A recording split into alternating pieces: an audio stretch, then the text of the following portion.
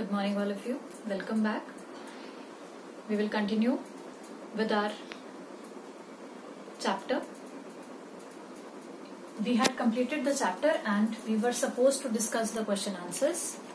As it will be taking a lot of time and it will not be convenient for giving you each and every answer here. So please see these, I'm focusing upon the questions. Please see all the questions. They are very easy and just whatever we have read, go back again, just try to read everything again and you will be able to find out the answers. These are your short answers. Then distinguish between, then detailed answers, and then your other exercises. When you come back to school, we will discuss these answers again there. But for the time being, please go back through to the chapter and try to mark the answers in your book itself. So now we move on to the next chapter.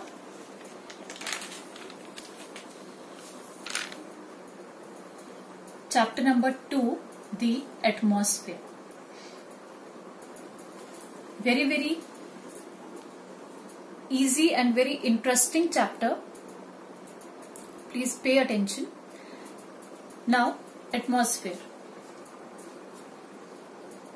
Now, life has been possible only on our planet, only on Earth, not in any other planet. What are the reasons behind that? Why only life is possible on our planet? And the reason is that here you have land, water and air. The presence of land here, water here and air that are necessary for survival. So we have all these present here due to which life exists on Earth. Now this air that is all around us, this blanket of air that is surrounding this Earth, this is known as atmosphere. So we will study in detail and we will come to know what this atmosphere is and what all it is made up of. Now it's the definition given here. The blanket of air that surrounds the Earth is known as the atmosphere. And from the Greek word this is taken. Atmos means vapor. Atmosphere extends more than 1,000 kilometers above the Earth's surface. So more than 1,000 kilometers it is extending from the Earth's surface. And the Earth's gravitational force is keeping it in hold. Now composition of atmosphere. Now air which makes up the atmosphere is a mixture of several gases. Nitrogen makes up 78%, oxygen 21%, carbon dioxide 0.03% and remaining 0.97 includes other gases such as ozone, argon and also water vapor, etc. So this is the composition. So basically which two gases make up the atmosphere? One is the nitrogen and other is the oxygen. Then these all are very, very important, very, very integral part of atmosphere and all keep up they are utilized in various processes, they are used in various processes in the atmosphere, and if they are used, they are reformed, they are remade themselves in the atmosphere. Now in the present times, what has happened? The balance of these gases has been disturbed by human activities, and as a result, this global warming, ozone layer depletion is taking place. So that everything we are going to study in the coming topics of this chapter. Now we come on to the layers of atmosphere. Different layers of atmosphere. First of all, we have the troposphere. Then the next layer is stratosphere. Then mesosphere, thermosphere and exosphere.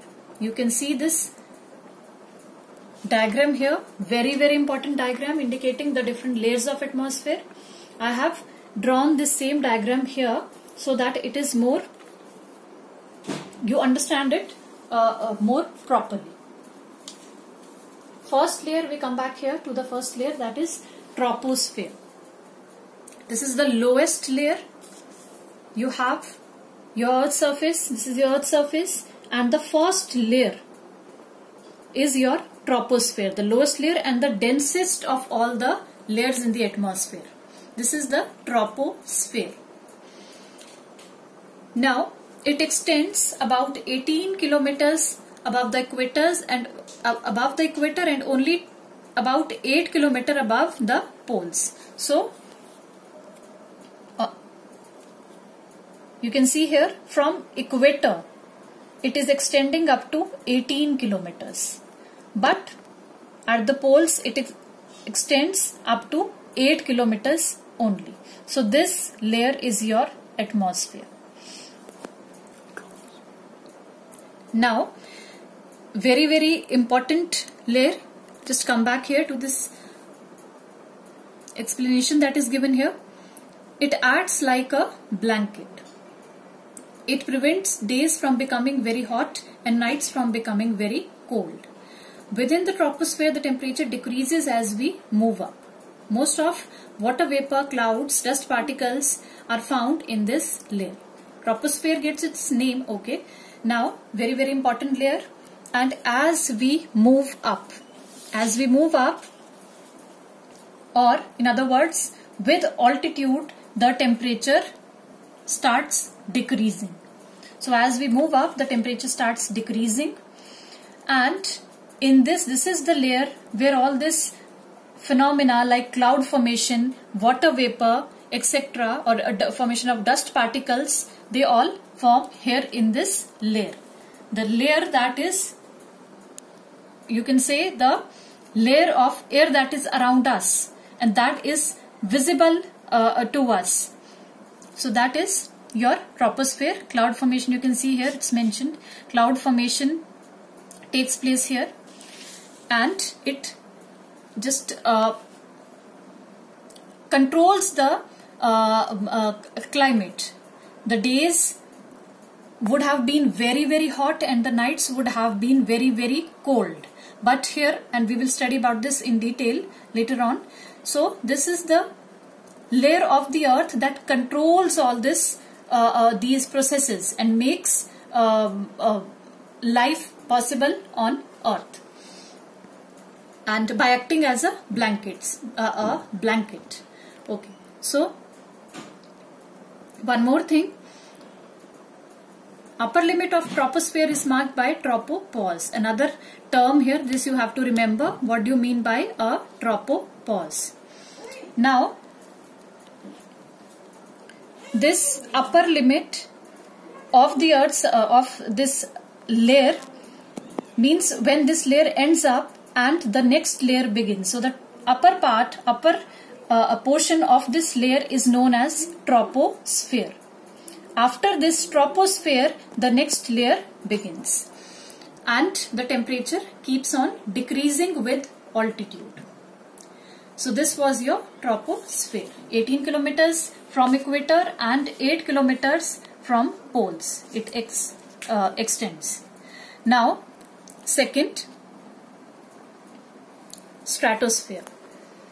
The stratosphere lies above the troposphere and extends to about 50 kilometers above the Earth's surface. Now, up till 50 kilometers from the Earth's surface, this layer extends up till 50 kilometers. This is known as stratosphere. A part of stratosphere is known as ozonosphere, as it has the maximum concentration of ozone in the atmosphere. So, in stratosphere, and a part of, or you can say a part of stratosphere is known as ozonosphere. Not the entire stratosphere, not the entire layer, but a part of it. You can see here I have written ozonosphere, this much part. So a portion of this layer is known as ozonosphere. Ozone, as you know, is a gas that is protecting us from harmful ultraviolet rays of the sun. So this layer absorbs these harmful ultraviolet rays and just prevents them from reaching the Earth's surface. So this ozonosphere is a very, very important part here. The same thing has been mentioned here, as I told you. It protects us by absorbing the harmful ultraviolet rays. Ozonosphere becomes quite warm by absorbing these rays. So this portion is absorbing these harmful rays, so it becomes very, very hot. Now the next one, mesosphere. Mesosphere lies above the stratosphere. Now above stratosphere lies the mesosphere. It extends to about 80 kilometers above the Earth's surface. So from the Earth's surface it extends up till 80 kilometers. Up till here, up till 80 kilometers. Then in this layer the temperature decreases with altitude and falls as low as minus 85 degree centigrade. Here we read that temperature decreases as we move up. Similar thing here in ozonosphere, in this part of stratosphere, the temperature decreases because it is absorbing the ultraviolet rays. When we reach this layer, mesosphere, again the temperature starts decreasing, starts falling as you move up, starts falling with altitude and goes as low as this. Meteors entering the atmosphere usually burn up in atmosphere. The meteors, the heavenly bodies that are coming, entering atmosphere from the space here. So as they are entering here, when they reach this layer, mesosphere, then they get burnt up. So this layer, beyond this layer, they are not reaching, they are not coming down to the Earth's surface. So they are burnt up here. Next is your thermosphere. Above the mesosphere lies the thermosphere. So above your mesosphere, next layer comes the thermosphere, which extends to a height of 450 kilometers above the Earth's surface. So above the Earth's surface, up till 450 kilometers, this layer is extending. The temperature rises rapidly with altitude in this layer. This is very, very important. In the other layers we read that the temperature was decreasing with altitude, with height. Here the temperature now rapidly increases as you move up, as the height, with the height. Okay, so this is important point to remember here in this layer, that is thermosphere. Temperature increases with height. Last one is your exosphere. Exosphere is the outermost layer, this layer.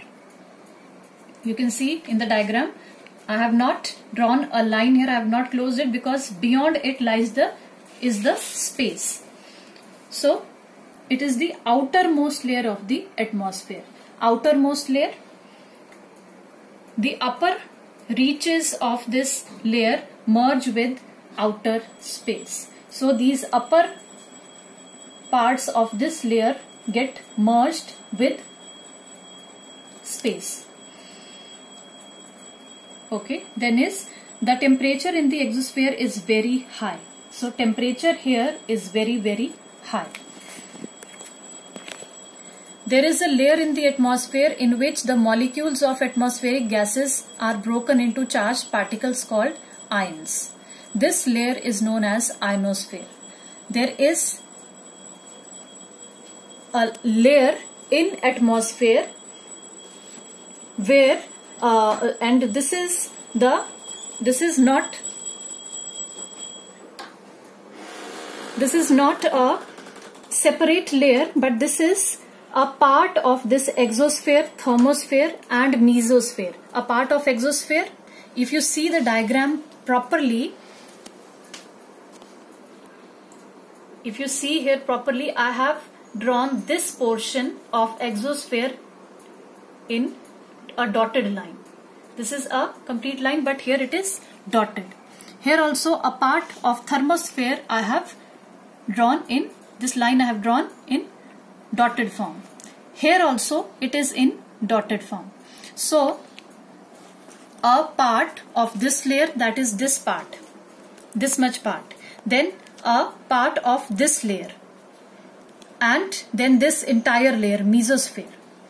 These three together, these parts of these layers together are known as ionosphere. Now what is this ionosphere? It is a layer within the atmosphere, within these three layers, where this phenomena, this what you call these molecules of atmospheric gases, they get broken up into charged particles, and these charged particles are known as ions. So on the basis of these ions, this name has been given ionosphere. So, and it reflects or sends back radio waves towards the earth and thus helps in radio transmission. So this ionosphere is sending back the radio waves and it's helping in radio transmission.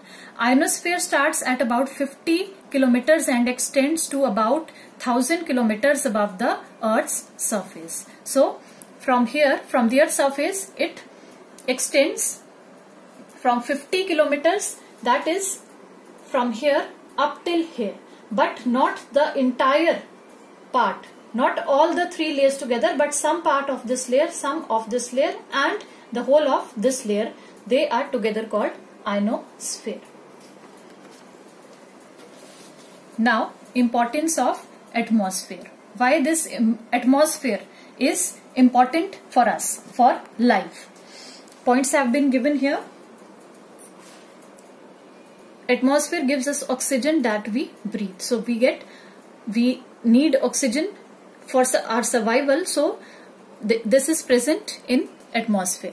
Carbon dioxide in atmosphere helps plants to manufacture food in presence of sunlight. So even carbon dioxide is necessary for preparation of food by the plants. Atmosphere stops the sun's rays from heating up the earth beyond a certain level. Also, carbon dioxide in the atmosphere does not let too much heat escape from the earth. So atmosphere prevents the earth's surface from becoming too hot or too cold. So these gases, oxygen as well as carbon dioxide, they are helping to maintain the balance of this heat and cold. Now, the ozone in the atmosphere protects us from the harmful ultraviolet rays of the sun. So, ozone gas present here in stratosphere, it is protecting us from harmful ultraviolet rays. Nitrogen is required in various forms to keep the soil fertile. It helps in growth of plants, which gives us food. So nitrogen is required for the growth of plants. Atmosphere gives us rain, snow, wind, etc., which are important elements of weather. So these important elements of weather, or this phenomena of clouds, rain, snow, etc., they take place here in atmosphere. Water vapor in atmosphere cause rainfall and snowfall. So this entire phenomena takes place here in this atmosphere. Atmosphere prevents most meteors from hitting the Earth's surface. So here we read that these meteors reaching here in mesosphere, they get burnt up and they don't reach the Earth's surface. Okay, next topic, next part, that is heating of the atmosphere, we will take up in the next class. I hope you have understood this part, and please go through it again. Please go through all the layers. This is very, very important chapter and very, very important topic, the layers of Earth. Please go through them, read them. I hope it is visible. Also see for the book online. It will be available online. So if you are not able to read here properly, if the lines are not clear, please try to search for the book online and please go through it. The diagram is very, very important. You need to just learn it, how to draw this diagram, and then tomorrow we will take up the heating of the atmosphere. Okay, this much for today. Thank you.